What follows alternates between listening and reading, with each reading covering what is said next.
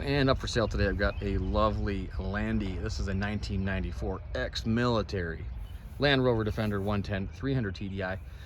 This is a right-hand drive UK import. It's now located here in Michigan and comes with a clean, clear Michigan title. So let me walk you around the vehicle. I'll show you the inside, the outside, the underside, and we'll take it for a test drive as well. So if you're looking for a nice entry-level Defender or even a project vehicle, this might be the perfect one for you because engine is mint, transmission, gearbox, all good. Chassis is absolutely mint. It's just basically a project, cosmetic project vehicle. Not much mechanical really needed. So let me show you the chassis and what I'm talking about here. If you were to tell me that this is a brand new chassis, I would say, yeah, it looks about right. I mean, look at these outriggers. They look fantastic. But if you look down here, you see the date code, 1994. So this is the original chassis. The military used a super heavy duty primer, and they also painted them NATO green as well. And on top of that NATO green, there's some wax oil. So this thing has had triple coating to it, and it also spent some time in the Virgin Islands. I don't know how long it was there, but it was there in February 2022. I did buy this from the UK, so I don't know how long it's spent in the Virgin Islands, but definitely helps keep these things from rusting if they're in the tropics. So engine is also rebuilt. It's been removed from the vehicle, rebuilt and painted orange for some reason. Injection pump also brand new. You can see a little date code down here. It says 922. Camera's not focusing, but brand new injection pump, and that's 1,500 bucks just for that thing. Fuel filter is new. Oil cooler lines are new. All the rubber radiator hoses are new. Brake master cylinder is new. Clutch master cylinder. The slave cylinder has even been replaced. You can see that down there, kind of out of focus. Oh, it did focus there for a second. No leaking out of the valve cover, gasket, head gasket. There's your new gasket on the timing belt cover as well. So that's been done. All the hoses for the radiator, intake hoses are all new. Radiators new. Intercooler is new. We've also got these fantastic light protectors up front, LED lights and signals. Bumper looks pretty standard. So yeah, it's a great start for a project vehicle. Runs and drives great. Transmission great, engine great, chassis great. So let me show you the not so great parts. Paint job. This was hand done with a roller. So that's what they do sometimes in the military, just get the paint job done quickly. So it's green. All they care about is that it's green. And so paint job, not that great. Bulkhead has been worked on a little bit. There's a little bit of repair right there, and it will need some welding in the corners here where the hinges attach, but it's definitely salvageable. The footwells are great. The sheet metal on the floorboards are great. So bulkhead needs a little bit of attention. The doors also, I don't even know if it's worth trying to fix these things because they're so cheap. You can get a set for 500 bucks, I think, for these military style doors. So you just replace these, no problem, or you could try to fix them.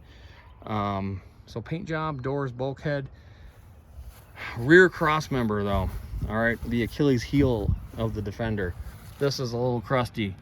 The whole chassis is absolutely beautiful until you get right there. I don't know how that happened. Look at this chassis. It's just mint. Not a drop of rust on it at all. And then boom, rust. So the rear cross member got to be replaced, unfortunately. But other than that, she's a beaut, okay? Ex-military. It's about 6.5 feet front to back here. Plenty of storage. There's a little bit of plywood on the seats there and on the walls for hanging cabinets or storage or whatever. You could definitely sleep back here, camp back here. It's a blank canvas, ready to do whatever you need. Military style pintle hitch.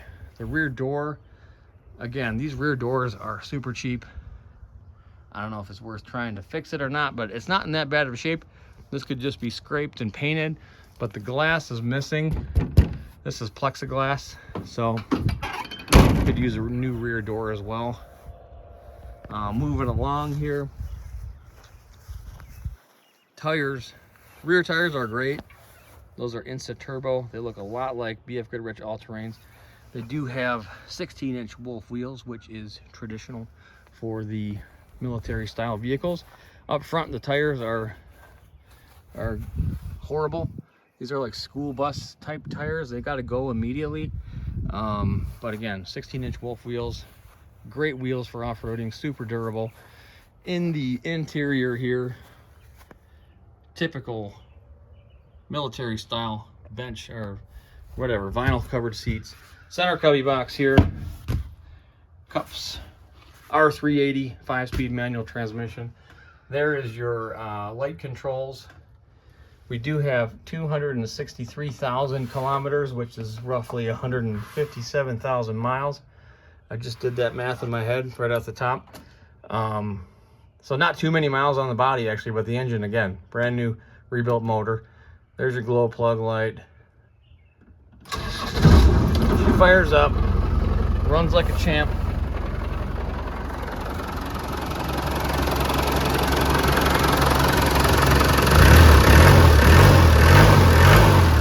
Real solid running motor, and no smoke out of the tailpipe. All right, so let's take a look underneath. Okay, here in the rear of the vehicle, everything's looking pretty solid. Dust covers on the rotors are in place. Calipers look good.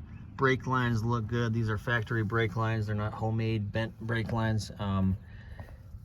A-frame ball joint is toast. That's going to need to be replaced. Muffler is new. Again, we know the chassis is beautiful, but look at it. These are just factory welds. Beautiful, beautiful, all the way to here, and then boom, rusty. I don't know how that happened. Beautiful, not beautiful. How does that happen? I don't know. But fuel tank looks great. Rear diff cover. Now, I've always wondered why they painted the rear diff covers white on the military vehicles, and I think I know why now, because there's a light right here. And I'm guessing in stealth mode, if you're in the dark and the only thing you can see is the vehicle in front of you, then that's probably why there's a light shining on this white diff cover. It makes it the only thing you can see it in the dark.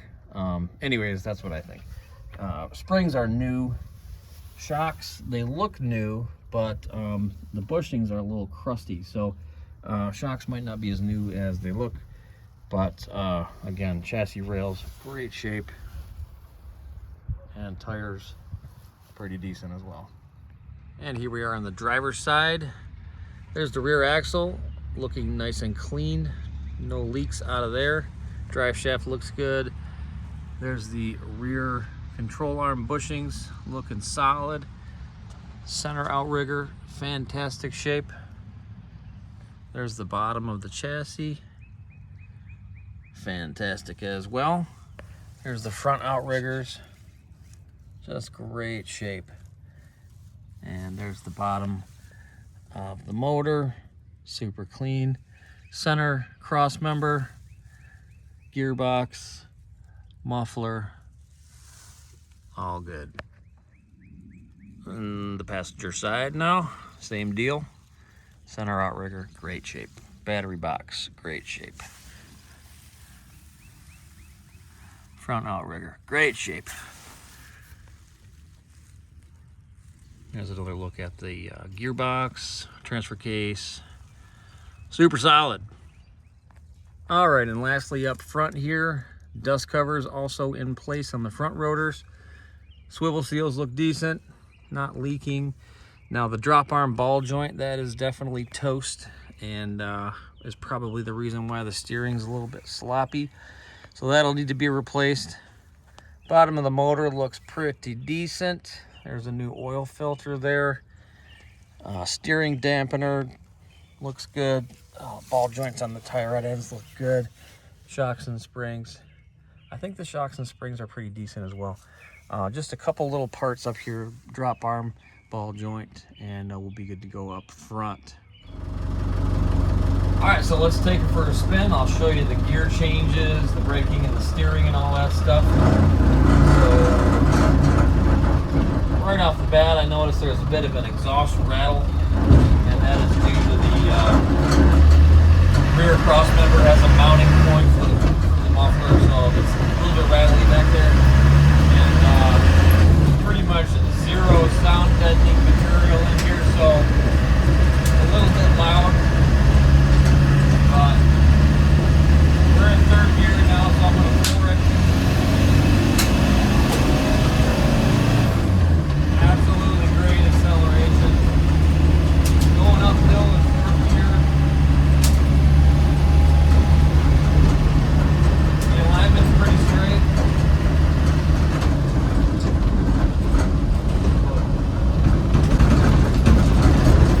And there's fifth gear. Cruising at 40 miles an hour. Downshift. Yeah. Quite a bit of rattling coming out of the back. All that wood paneling and stuff. And for a bit of a noisy ride. But again, we're on a dirt road here. On the pavement, not bad at all. Alright, so we'll drop down into third gear.